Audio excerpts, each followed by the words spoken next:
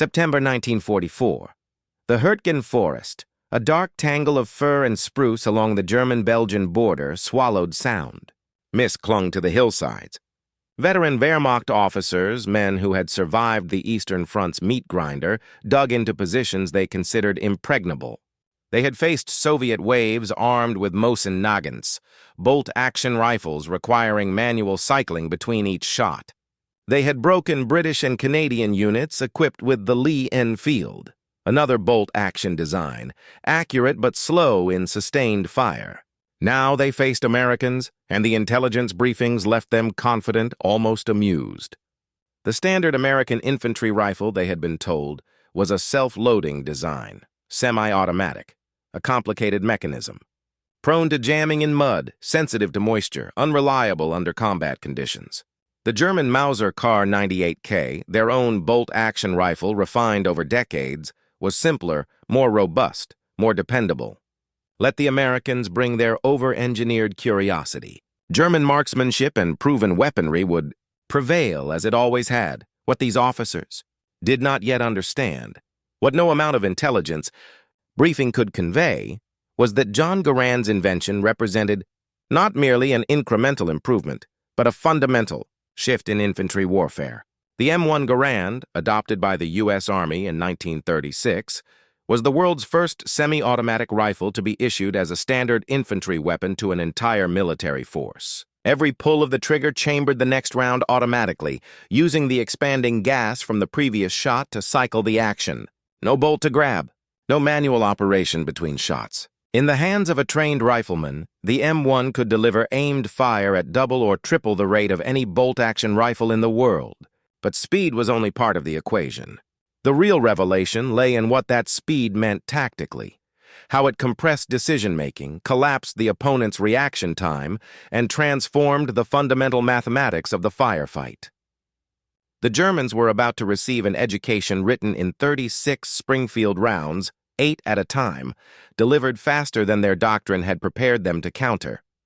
To understand the shock, one must first understand the orthodoxy. Since the Franco-Prussian War of 1870, European military doctrine had revered the disciplined rifleman. Accurate, deliberate fire from bolt-action rifles became the foundation of infantry tactics. The German Mauser, the British Lee Enfield, the Russian Mosin Nagant, all were engineered for precision and reliability. A well-trained soldier could fire perhaps 15 aimed rounds per minute with a bolt-action rifle, perhaps 20 if he was exceptional. The emphasis was on shot placement, fire discipline, marksmanship at range. Volume of fire was the domain of machine guns, crew-served weapons requiring multiple men to operate and sustain. The rifle was for deliberate engagement, controlled volleys, individual marksmanship. This was not mere tradition. It was engineering reality. Semi-automatic mechanisms had been attempted before, the French Chauchat, the Mexican Mondragon, but these designs were temperamental, heavy, expensive to manufacture in quantity. They jammed. They broke. They required constant maintenance. The bolt-action rifle endured because it worked. John Cantius Garand, a French-Canadian immigrant and self-taught engineer working at the Springfield Armory in Massachusetts, spent 13 years solving the puzzle. His design, patented in the early 1930s, used a gas-operated rotating bolt system that was both reliable and elegant. When a round fired, a small port near the muzzle bled off a portion of the expanding gas, driving a piston that unlocked and cycled the bolt, ejecting the spent casing and chambering a fresh round from an 8-round en-bloc clip. The shooter needed only to aim and pull the trigger. The M1 weighed 9.5 pounds, only slightly heavier than the Kar 98K. It was 43.6 inches long, manageable in close quarters. It fired the powerful .30-06 Springfield cartridge, effective out to 500 yards. And it could sustain a rate of aimed fire, 40 to 50 rounds per minute in capable hands, that no bolt-action rifle could match. When General George S. Patton called it the greatest battle implement ever devised, he was not engaging in hyperbole. He was recognizing a weapon that had rewritten the tactical playbook before most armies realized the rules had changed. The German intelligence services were not incompetent. They knew about the M1 Garand. Captured examples had been examined in detail by Waffenamt technical officers as early as 1942, after encounters in North Africa. Reports noted its semi-automatic action, its 8-round capacity, its gas-operated mechanism. But the conclusions drawn from these reports reflected a deeper set of assumptions about American industrial culture and military philosophy. The Americans, German analysts believed, were obsessed with mechanical solutions to tactical problems. They favored complexity over simplicity, industrial mass production over craftsmanship. The M1 was viewed as typical American excess, over-engineered, expensive, a weapon designed by a nation with limitless industrial capacity but questionable tactical sophistication. Yes, it could fire quickly, but at what cost? How would it perform in mud, in freezing rain, in the dust of summer? How would conscript soldiers, hastily trained, maintain such a delicate mechanism under field conditions? The German soldier, by contrast, was a professional, a veteran of campaigns across 2 continents. His Mauser was simple, nearly indestructible, accurate in trained hands. Quality would defeat quantity. Discipline would defeat industrial brute force. This analysis contained elements of truth wrapped around a fatal misunderstanding. American soldiers were indeed conscripts, many with minimal training compared to veteran Wehrmacht units. American tactics did favor firepower and material superiority over the sort of tactical elegance German doctrine prized. But the M1 Garand was not a fragile mechanism. It was robust, reliable, capable of functioning in conditions that would have defeated earlier semi-automatic designs. More critically, the German analysis failed to account for what the weapon did to the tempo of combat. In a firefight, the side that can deliver more accurate fire in less time controls the engagement. The M1 gave American infantrymen, even poorly trained ones, a decisive advantage in that equation.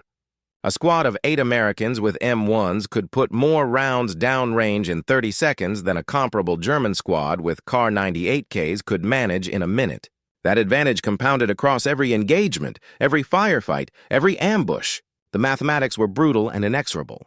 The Germans would learn this not through intelligence briefings, but through the experience of being on the receiving end, where theory met reality with the force of a 30.06 round traveling at 2,800 feet per second. First contact came in North Africa, late 1942, where American forces, green, untested, still learning the mechanics of modern warfare, clashed with the Afrika Korps in Tunisia. German after-action reports from Kasserine Pass noted the Americans' lack of tactical coordination, their poor use of terrain, their tendency to bunch up under fire. But the same reports also mentioned something unexpected, the volume of rifle fire. American infantry squads, even when poorly deployed, could generate suppressive fire at rates that disrupted German maneuver tactics. Veteran NCOs reported difficulty advancing under what seemed like continuous rifle fire, not the cyclic bursts of machine guns, but the steady crack of individual rifles firing without pause. Some German soldiers initially believed they were facing multiple machine gun positions, only to discover they had been pinned by a single squad of riflemen. The reports were filed, analyzed, noted. But the broader implications that the Americans had fundamentally altered the infantry equation had not yet crystallized. By the summer of 1944, after the Normandy invasion, the pattern could no longer be ignored. In the hedgerows of Normandy, where visibility dropped to yards and combat happened at near point-blank range, the M1's advantages became overwhelming. German squads, trained to advance under covering fire from their MG-42 machine guns, found themselves outmatched by American rifle squads that could collectively generate machine gun-level volumes of fire without needing to set up crew-served weapons. A Wehrmacht lieutenant named Klaus Becker, captured near St. Lo in July 1944, described the experience in his interrogation report. "We thought we were facing a machine gun nest, 6 or 7 guns at least. When we finally overran the position, there were 3 Americans, 3 with their rifles. We could not understand how 3 men had pinned down an entire platoon." The interrogators pressed him. Had the Americans been using automatic rifles, perhaps the Browning automatic rifle? "No," Becker insisted. "Ordinary rifles. but they fired so quickly, with such sustained volume, that his men had been unable to maneuver, unable to advance, unable to return effective fire before being forced to withdraw. The tactical implications rippled outward like circles from a stone dropped in still water. Infantry combat, at its core, is about fire and maneuver. One element suppresses the enemy with gunfire, while another element maneuvers to a position of advantage, a flank, a better angle, higher ground. The side that can deliver more suppressive fire faster can maneuver more effectively, seize initiative, control the tempo of battle. For decades, this equation had been relatively stable. Bolt-action rifles provided the baseline of infantry firepower. Machine guns provided suppression and area denial, but required time to set up, crews to operate, ammunition that was heavy and bulky. The M1 Garand broke this equilibrium. Suddenly, individual riflemen could deliver suppressive fire at rates approaching those of light machine guns. An American infantry squad, 12 men in 1944, armed with M1s and perhaps one or two bars, could put out a staggering volume of aimed fire. German squads, built around the MG-42 as the primary source of firepower, found their tactical model disrupted. The MG-42 was itself a fearsome weapon, capable of firing up to 1,200 rounds per minute, a rate so high it produced a sound like tearing canvas. German infantry doctrine centered the squad around this weapon. Riflemen existed primarily to protect the machine gun, to carry ammunition, to provide security. The MG-42 was the squad's killing instrument. Everything else was supporting infrastructure. But this doctrine, effective in open terrain where the MG-42 could be emplaced and supplied, faltered in the close, chaotic environments of Normandy's hedgerows, the Hurtgen forest's dark valleys, the rubbled streets of Aachen. In these environments, the machine gun's advantages, range and sustained fire, mattered less than immediate firepower and tactical flexibility.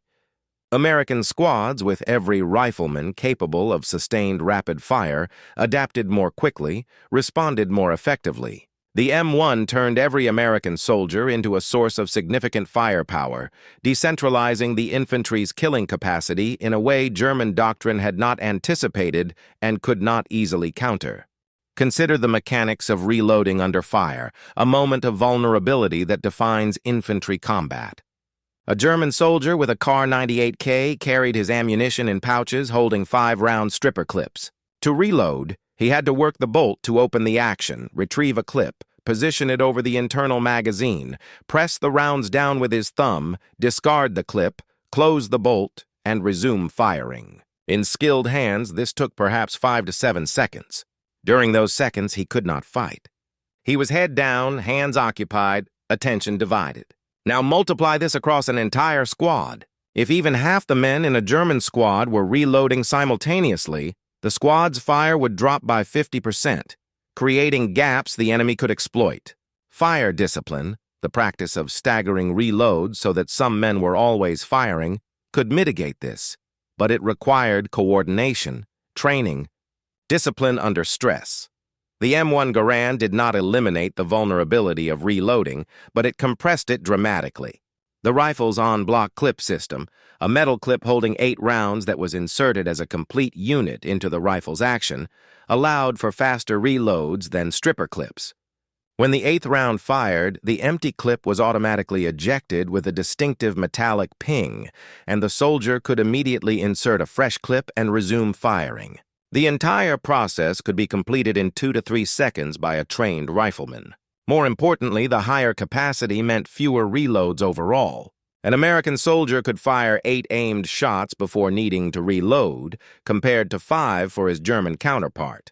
Over the course of a 2-minute firefight, an eternity in combat, an American rifleman might reload 3 times, spending perhaps 9 seconds total with his head down. A German rifleman with a Kar 98K might reload 5 or 6 times, spending 30 to 40 seconds vulnerable. The cumulative effect was enormous. American squads maintained higher, more consistent volumes of fire with fewer gaps, fewer moments of collective vulnerability. The Germans, trained to exploit those gaps, to rush forward when enemy fire slackened, found fewer opportunities. The rhythm of infantry combat, honed over 50 years of bolt-action warfare, had fundamentally changed. German tactical responses evolved, but slowly, constrained by industrial realities and doctrinal inertia. Some units attempted to increase the number of MG-42s per squad, doubling or even tripling the allocation to compensate for the Americans' rifle firepower. But machine guns required ammunition in vast quantities. The MG-42's high rate of fire meant a crew could exhaust their basic load in minutes of sustained combat. Supply lines, already strained by Allied air superiority and the collapsing logistics network, could not sustain this level of consumption. Other units experimented with issuing more MP-40 submachine guns to compensate for the range disadvantage against M1 armed Americans. But submachine guns were effective only at close range, inside 50 meters, and lacked the accuracy and stopping power to engage at the distances where the M1 excelled. The fundamental problem remained. Germany had entered the war with a doctrine and weapon system optimized for a different kind of conflict, and retrofitting that system to counter a technological advantage baked into every American rifle was beyond their industrial and tactical capacity. There were discussions, late in the war, of Germany's own semi-automatic rifle programs. The Gewehr 41 and its successor, the Gewehr 43, were German attempts to field semi-automatic rifles comparable to the M1. The G43, introduced in 1943, was actually a capable weapon, gas-operated, 10-round detachable magazine, reasonably reliable, but production was limited. Only about 400,000 G43s were manufactured before the war's end, compared to over 4 million M1 Garands produced by American arsenals. The rifles went primarily to designated marksman and sniper units, not to frontline infantry. The average German soldier fought the war with the same Kar-98K his father might have carried in the previous war, a weapon designed in the 1890s, refined but fundamentally unchanged. This was not incompetence, but the result of hard industrial choices. Germany's war economy by 1943 was focused on tanks, aircraft, ammunition, and the revolutionary Sturmgewehr 44, the world's first true assault rifle. Semi-automatic rifles, however effective, were a secondary priority. The Americans, with their vast industrial base untouched by strategic bombing, could afford to equip every infantryman with a weapon German industry could only dream of mass-producing. Personal accounts from German soldiers, collected in post-war interviews and memoirs, reveal the psychological dimension of facing the M1. Combat is as much about perception as reality, the sense of being overwhelmed, outmatched, outgunned. German veterans speak of the unnerving steadiness of American rifle fire, the way it seemed never to pause, never to slacken. One former Wehrmacht corporal, interviewed in the 1970s, described fighting in the Ardennes during the Battle of the Bulge. You would fire, work your bolt, fire again. By the time you chambered your third round, the Americans had already put 8 or 10 rounds into your position. You felt, not slowly losing, but being buried, covered, unable to breathe. Their fire was not more accurate than ours. Not necessarily, but it was everywhere, constant, pressing. This was not the experience of facing machine guns, which fired in bursts and could be identified and suppressed. This was the experience of facing an infantry force where every individual rifleman was a continuous threat, where there were no gaps in the fire, no pauses to exploit. Another dimension of the M1's psychological impact was auditory. The Kar-98K produced a sharp, distinctive crack when fired, a single, clear report. The M1's report was similar in volume but could be sustained in rapid succession. Crack, crack, crack, crack, crack, crack, crack, crack. 8 rounds in perhaps 3 or 4 seconds, then a brief pause for reloading, then 8 more. In the echoing confines of forests or urban rubble, the sound created an impression of overwhelming numbers. German soldiers, trained to estimate enemy strength by the volume and pattern of fire, consistently overestimated the size of American units. A single American squad could sound like a platoon. A platoon could sound like a company. This auditory illusion, a byproduct of the M1's rate of fire, contributed to tactical caution, hesitation, defensive thinking.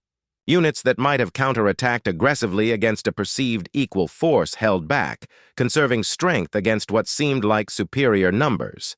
The M1 Garand did not merely kill more efficiently, It shaped the enemy's perception of the battlefield in ways that magnified its tactical advantages. The famous ping of the M1's ejecting en-bloc clip became the subject of tactical legend and myth. According to a persistent story, German soldiers learned to listen for this distinctive sound, the sharp metallic ring of the empty clip being ejected, as a signal that an American rifleman was empty and vulnerable. Upon hearing the ping, the story goes, German soldiers would rush forward, exploiting the momentary window before the American could reload. Post-war analysis, however, suggests this tactic was more myth than doctrine. In the chaos of combat, explosions, gunfire, shouting, the ringing in one's ears after sustained shooting, the ability to identify a single metallic ping and react to it in time was questionable at best. Moreover, American soldiers were trained never to empty their rifles completely, if avoidable, to reload during lulls in fire rather than waiting until the last round was expended. The idea that German soldiers regularly exploited the M1's ping reflects more wishful thinking than battlefield reality. What is true is that the en-bloc clip system, for all its advantages in reloading speed, had limitations. The 8-round capacity, while superior to the Kar-98K's 5 rounds, was less than the 10-round magazines of the German G43 or the Lee Enfield's 10-round capacity. More significantly, the M1 could not be topped off, partially reloaded during a lull in combat. Once a clip was inserted, it had to be fired completely before a new one could be inserted, unless the soldier manually ejected the partially full clip, wasting ammunition. This meant American soldiers had to be more mindful of their ammunition state, more disciplined about when to reload. In practice, this disadvantage was minor compared to the M1's overwhelming advantages in rate of fire and reloading speed. But it was real, and experienced German soldiers learned to watch for the pause that came after the 8th shot, the moment when even the best American rifleman had to briefly drop his guard. These moments, fleeting and hard to exploit, were among the few tactical advantages the Germans retained in the infantry firefight. The industrial story behind the M1 is as remarkable as its tactical impact. Between 1936 and 1945, American arsenals and contractors produced approximately 4.5 million M1 Garand rifles. Springfield Armory in Massachusetts, where Garand had developed the weapon, manufactured over 3.5 million. Winchester Repeating Arms Company produced another million under contract. The manufacturing process was a marvel of American mass production philosophy, interchangeable parts, assembly line efficiency, quality control at scale. Each rifle required precision machining of its gas cylinder, bolt assembly, trigger group, and barrel. Tolerances were tight. The gas-operated system demanded precise alignment to function reliably. Yet American industry, geared for mass production in ways European manufacturers could not match, delivered rifles that were both numerous and reliable. By 1943, the production rate had reached over 100,000 rifles per month. By 1944, every American infantryman being shipped to Europe carried an M1 Garand as his standard weapon. This universality, the fact that the most advanced infantry rifle in the world was standard issue, not reserved for elite units or specialists, represented an industrial achievement as significant as any battlefield victory. Compare this to Germany's industrial approach. The Kar-98K was simpler to manufacture than the M1. Fewer moving parts, no gas system, traditional wood and steel construction. Yet German production of the Kar-98K never exceeded 2.5 million rifles per year at its peak, and quality declined precipitously as the war progressed. Forced labor, strategic bombing of industrial centers, shortages of raw materials, all contributed to rifles that left factories with rough finishes, loose tolerances, and questionable reliability. The contrast was not merely quantitative but philosophical. American industry approached the M1 as a problem of scale. How to manufacture a complex, high-performance weapon in vast quantities without sacrificing quality. German industry, constrained by resource scarcity and competing priorities, approached the Kar-98K as a problem of simplification. How to maintain production of a reliable weapon with declining resources. Both succeeded within their constraints. But the American approach gave every infantry soldier a technological advantage. The German approach gave their soldiers a dependable but tactically inferior weapon. In modern warfare, where infantry combat occurs in seconds and advantages compound across thousands of engagements, the cumulative effect was decisive. Training doctrine evolved around the M1 in ways that amplified its advantages. American marksmanship training in 1943 and 1944 emphasized rapid-aimed fire rather than the slow, deliberate shooting traditionally associated with bolt-action rifles. Recruits at camps across the United States spent hours on ranges, learning to acquire targets quickly, fire, shift aim, fire again, building muscle memory for sustained rapid engagement. The emphasis was not on perfect accuracy at extreme range, but on good enough accuracy at combat distances delivered fast. A rifleman who could put 6 out of 8 rounds into a man-sized target at 200 yards in under 10 seconds was more valuable than a rifleman who could hit a bullseye at 400 yards but required 30 seconds to fire the same number of shots. This pragmatic, speed-oriented approach suited the M1's characteristics perfectly. The rifle's semi-automatic action allowed shooters to maintain sight picture between shots. The rifle stayed on target, requiring only minor adjustments between rounds rather than the significant disruption caused by manually working a bolt. This training philosophy represented a quiet revolution in infantry combat thinking. For generations, military marksmanship had been modeled on target shooting, slow, deliberate, emphasizing perfect form and precision. The M1 enabled and encouraged a different model, combat shooting, where speed, volume, and the ability to engage multiple targets quickly mattered more than perfect accuracy on any single shot. American doctrine began to speak of firepower as a distinct quality, something that could be measured and quantified. An infantry squad's value was assessed not merely by the training and courage of its members, but by the mathematical firepower it could bring to bear, measured in rounds per minute, effective range, time to suppress a target. The M1 Garand, in the hands of soldiers trained to exploit its rate of fire, became the foundation of this firepower-centric doctrine. German tactical thinking, still rooted in older concepts of marksmanship and machine gun-centric squad tactics, struggled to adapt to an enemy that approached infantry combat as a problem of rate of fire and volume of steel delivered downrange. The Pacific Theater provided a different proving ground for the M1, one where its advantages manifested in unique ways. In the jungles of Guadalcanal, New Guinea, the Philippines, and dozens of smaller islands, visibility dropped to meters. Engagement ranges compressed to near point-blank distances, and combat often occurred in conditions of extreme confusion. The Japanese Imperial Army, equipped primarily with the Type 38 and Type 99 Arisaka rifles, both bolt-action designs, approached infantry combat with tactics emphasizing infiltration, night attacks, and close assault. Japanese doctrine relied on discipline, surprise, and the willingness to close with the enemy in brutal melee combat.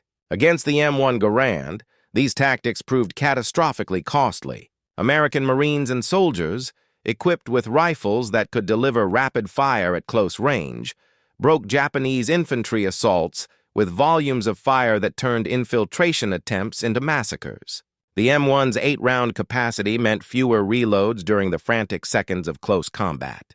Its semi-automatic action meant soldiers could engage multiple targets in rapid succession without the fatal pause required to work a bolt.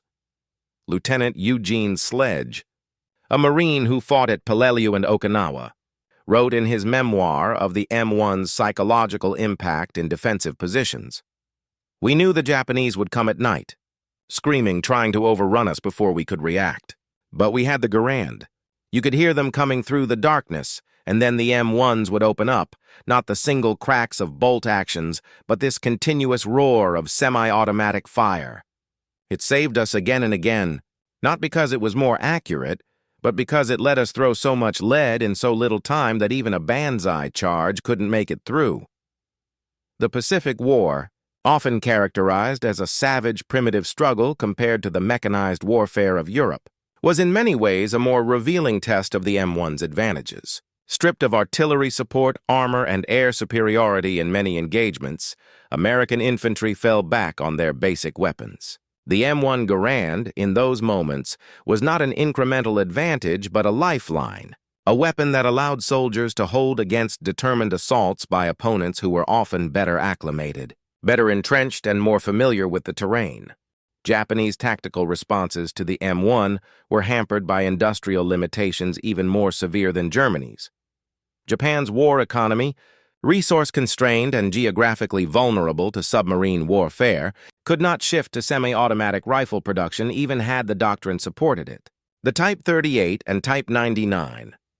Arisaka rifles were well-made, reliable bolt-action weapons, but they were products of an earlier era.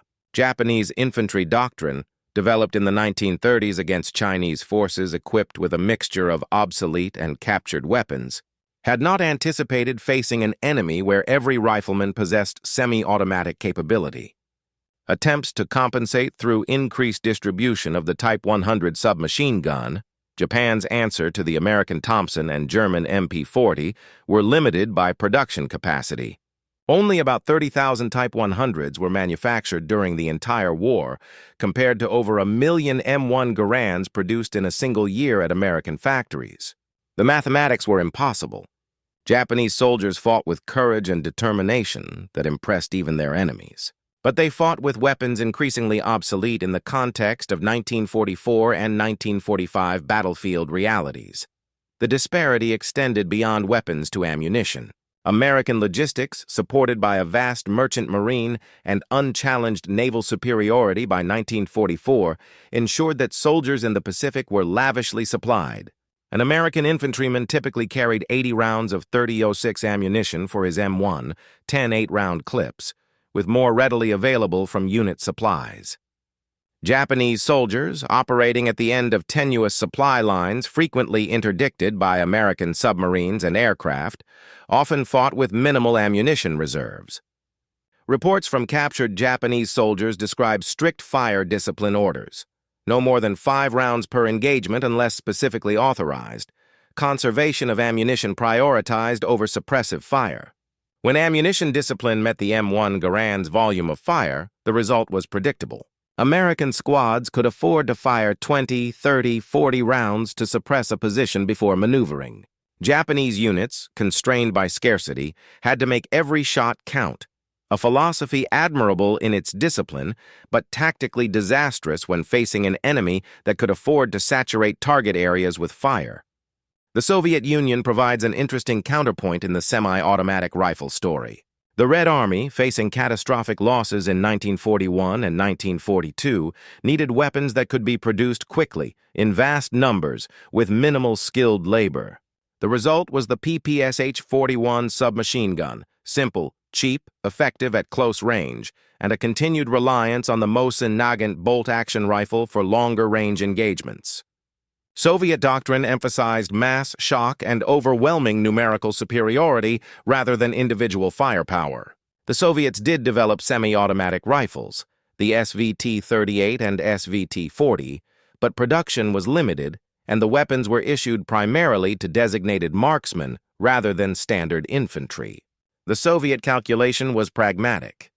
Why produce complex semi-automatic rifles when the industrial capacity could instead produce 2 or 3 PPSH submachine guns, or additional artillery pieces or more T-34 tanks? The Eastern Front's tactical environment, where combat often occurred at close range in urban ruins or forests, favored the submachine gun's simplicity and volume of fire over the semi-automatic rifle's balance of range and rate.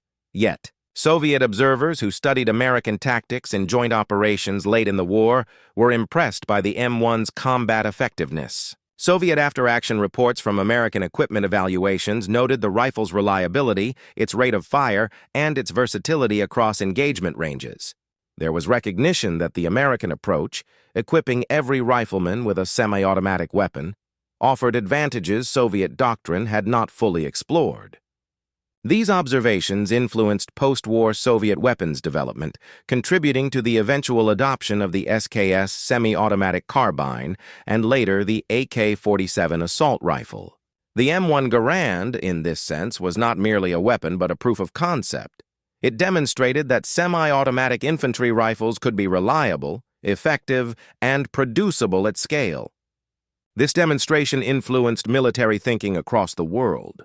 The post-war era would see the universal adoption of semi-automatic and automatic infantry rifles, with bolt-action designs relegated to specialized roles. The M1 Garand stood at the beginning of this transformation, the first rifle to prove the concept in the crucible of global warfare. The rifle's reliability became legendary. Unlike earlier semi-automatic designs, which earned reputations for jamming and requiring constant maintenance, the M1 Garand functioned in conditions that would have disabled more delicate weapons. Marines at Guadalcanal reported M1s continuing to function after immersion in salt water, a test that would have rusted bolt-action rifles into uselessness within days.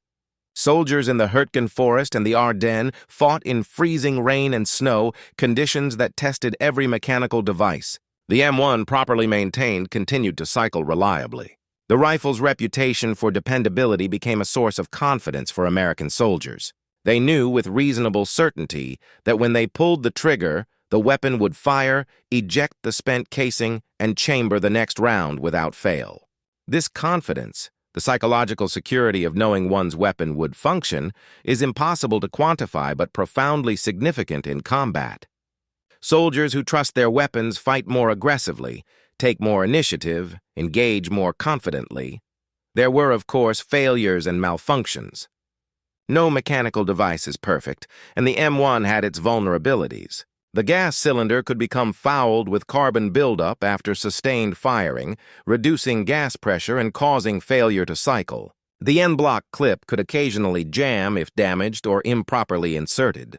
The rifle's accuracy decreased when the barrel heated during rapid sustained fire, a problem common to all infantry rifles but occasionally noted in M1 after-action reports. These issues were real but manageable. American training emphasized basic maintenance, cleaning the gas cylinder, inspecting clips for damage, proper lubrication. Field manuals provided clear instructions, and unit armorers could repair most problems quickly. The M1's reliability was not absolute, but it was sufficient, and sufficient was far better than what most armies could field. German soldiers, struggling with aging Kar-98Ks manufactured by forced labor under bombardment, increasingly fought with weapons that misfired, had misaligned sights, or suffered from worn parts that could not be replaced. The contrast between American soldiers confidently maintaining their M1s and German soldiers nursing failing Mausers is a small detail, but across an army of millions, such details accumulate into strategic advantage. General George S. Patton's famous endorsement, "the greatest battle implement ever devised," was more than rhetorical flourish. Patton, a cavalry officer by training and temperament, understood the importance of shock and momentum in warfare.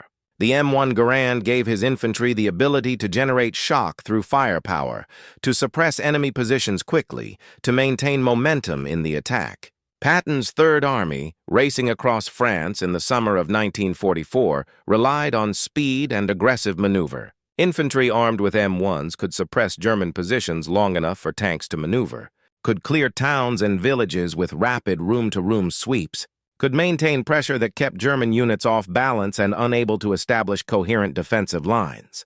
The rifle fit Patton's tactical philosophy perfectly: aggressive, fast, overwhelming. Other commanders, more methodical and cautious, found different virtues in the M1, its ability to deliver sustained defensive fire, to hold positions against counterattacks, to provide reliable firepower in defensive operations. The rifle's versatility meant it served multiple tactical approaches, adapting to different commanders' styles while maintaining its core advantages. Not everyone was an uncritical admirer. Some American officers, particularly those with peacetime marksmanship backgrounds, initially resisted the M1, arguing that it encouraged sloppy fire discipline and wasted ammunition. These critics preferred the bolt-action Springfield M1903, which had served American forces in World War I and remained in limited service. The Springfield was more accurate at long range, they argued, and its slower rate of fire encouraged aimed shots rather than spray-and-pray tactics. These objections, rooted in pre-war training and peacetime competition shooting, largely evaporated once officers experienced actual combat. The infantry firefight, it turned out, was not a marksmanship competition. It was a chaotic, terrifying environment where the ability to deliver rapid fire at close to medium range mattered more than perfect accuracy at 800 yards. The M1's advantages in this environment were undeniable. By 1944, even former skeptics acknowledged the rifle's combat effectiveness. The debate shifted from whether the M1 was superior to how best to train soldiers to exploit its capabilities fully. The M1 Garand's combat career did not end with the surrender ceremonies in 1945. While World War II provided the rifle's defining test, subsequent conflicts revealed its sustained relevance and exposed the limitations that would eventually drive its replacement. In Korea, beginning in June 1950, the M1 again proved its worth in conditions dramatically different from the European and Pacific theaters. The Korean peninsula's mountainous terrain, extreme temperature variations, and the tactical challenge of facing Chinese and North Korean forces employing human wave assaults created a testing ground where the M1's reliability and rate of fire remained decisive. American soldiers fighting in the frozen mountains around the Chosin Reservoir in November and December 1950, where temperatures dropped to minus 30 degrees Fahrenheit, reported M1s continuing to function when proper cold weather lubricants were used. Chinese forces, equipped primarily with captured Japanese Arisaka rifles and Soviet Mosin Nagants, pressed attacks in overwhelming numbers, attempting to achieve through mass what they lacked in firepower. The M1's ability to deliver rapid-aimed fire became, once again, the difference between holding a position and being overrun. Korean War after-action reports echoed the observations from World War II, but with greater analytical precision. By 1950, the U.S. Army had nearly a decade of combat data on the M1's performance. Studies conducted at the Army's Operations Research Office examined thousands of infantry engagements, correlating weapon types with casualty rates, ammunition expenditure with enemy casualties inflicted, and time to suppress targets with tactical outcomes. The data confirmed what field commanders had observed. Units equipped with M1 Garands consistently achieved superior exchange ratios against opponents with bolt-action rifles. A properly trained rifle company could suppress and maneuver against forces 2 or 3 times its size if those forces were armed with bolt-action weapons. The mathematical advantage that German intelligence officers had dismissed as American over-reliance on industrial capacity proved, through rigorous analysis, to be a fundamental tactical superiority. Yet even as these studies validated the M1's effectiveness, they also identified its emerging limitations. The nature of infantry combat was evolving, and the rifle that had dominated World War II was beginning to show its age. The seeds of the M1's obsolescence were planted even as it triumphed on Korean battlefields. Combat experience in Korea revealed a troubling pattern. Most infantry engagements occurred at ranges under 300 meters, with the majority happening inside 200 meters. The M1's effective range of 500 yards, once considered a decisive advantage, mattered less in modern warfare than its weight, length, and ammunition capacity. Soldiers burdened with the 9.5-pound rifle, plus ammunition, grenades, and other equipment, found themselves outmaneuvered by lighter-equipped opponents in mountainous terrain. The 8-round en-bloc clip, sufficient against World War II opponents, proved limiting when facing the PPSH-41 submachine guns Chinese forces had inherited from Soviet supply, weapons that could empty 35-round magazines in seconds at close range. American doctrine began exploring selective fire weapons that could function as both rifles and automatic weapons, combining the M1's range with the submachine gun's close-quarters firepower. The result was the M14, adopted in 1957, which retained the M1's .30 caliber, cartridge and gas-operated system, but added selective fire capability and a 20-round detachable magazine. The M14's service life was brief, barely a decade before it, too, was replaced by the M16 and its 5.56mm cartridge. But this rapid succession of rifles reflected not the M1's failure, but its success in establishing a new paradigm. The M1 had proven that semi-automatic rifles could be standard infantry weapons, reliable enough for universal issue, effective enough to provide decisive tactical advantage. Every rifle that followed built on this foundation. The M14 was essentially an improved M1 with greater capacity and full auto capability. The M16, though radically different in appearance and operating principle, descended from the same conceptual lineage. A lightweight, fast-firing rifle that prioritized volume of fire and rapid engagement over the traditional emphasis on long-range precision.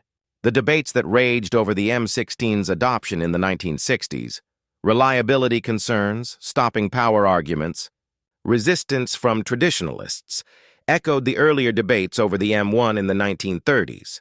And like the M1, the M16 ultimately prevailed not through perfect design, but through demonstrated combat effectiveness. The M1 Garand had opened a door. Subsequent generations of weapons designers walked through it, each iteration moving further from the bolt action past the M1 had rendered obsolete. Today, the M1 Garand occupies a unique space in American military culture. Revered, collectible, and still functional more than 80 years after its adoption. Unlike most military rifles, which fade into obscurity after replacement, the M1 maintained visibility through the civilian marksmanship program, which has sold hundreds of thousands of surplus M1s to American civilians since the 1950s. Shooting enthusiasts prize the rifle for its historical significance and its continued accuracy and reliability. Veterans organizations, military museums, and historical societies maintain extensive collections, preserving not just the weapons, but the stories of the men who carried them. The rifle appears in countless films, documentaries, and historical reenactments, often inaccurately, sometimes portrayed in contexts where it never served but always recognizable. Its distinctive silhouette, the sound of its action cycling, the ping of the ejecting clip, these have become cultural touchstones, shorthand for American military power in the mid-20th century. This cultural persistence reflects something deeper than nostalgia. The M1 Garand represents a particular moment in American history when industrial capacity, engineering innovation, and military necessity converged to produce something genuinely revolutionary. It was not the most elegant weapon. That honor might belong to earlier, handcrafted European rifles with their beautiful wood stocks and hand-fitted actions. It was not the most powerful. Larger caliber rifles existed, though few soldiers could control them effectively. It was not even the most advanced. Automatic rifles and assault rifles would soon surpass it in capability. But it was the first truly successful semi-automatic service rifle. The first to prove that such a weapon could be issued universally, could be maintained by conscript soldiers, could function reliably in every environment from tropical jungles to Arctic tundra. It democratized firepower, giving every infantry soldier capabilities that had previously required specialized training or crew-served weapons. In doing so, it helped define the American approach to warfare in the 20th century.